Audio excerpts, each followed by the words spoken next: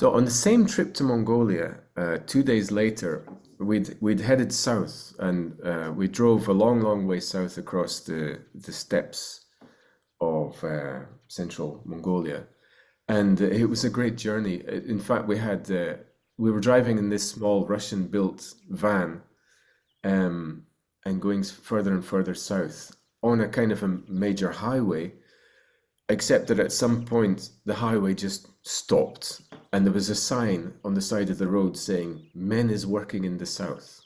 It said something in Mongolian, then it said men is working in the south, which we duly photographed and had a good giggle about. But we never saw the men working in the south. There was neither a road nor any men working on it, and we just headed on further into the steppe, which gradually became drier and drier. And we also hit a sandstorm, like quite a serious sandstorm, which was so serious that as we were getting towards our destination, which was this place called the Burgas Valley, near a place called Ikh Nart, on the edge of the Gobi Deserts, a place that it was a migrant trap, kind of on the edge of the desert with a little bit of fresh water. Anyway, as we were getting close to there, the sandstorm was so intense that we couldn't see where we were going. And we were really puzzled about how the driver managed to make his way through this dust storm. And he found the place, he found it. I'd have to ask Rennie. I think he had a very funny answer when we asked him how he did it, but I can't quite remember what it was. Anyway, we got there eventually, and this valley was just a little paradise. It was full of migrants. This was mid-May. It was the 18th of May, and in this recording you can hear quite a bit of the bird life there.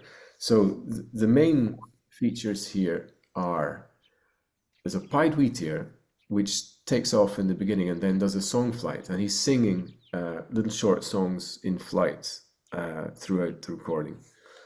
You'll hear quite a few calls of tree sparrows, mainly in the beginning. Actually, pretty much throughout, but they're more noticeable at the beginning because there's fewer other birds in the recording at that point. There's a taiga flycatcher, which becomes very prominent later in the recording, which is this very dry rattle, which sounds very different from red-breasted flycatcher. It's a much tighter rattle with far more units in it, more like a wren or something. More, yeah.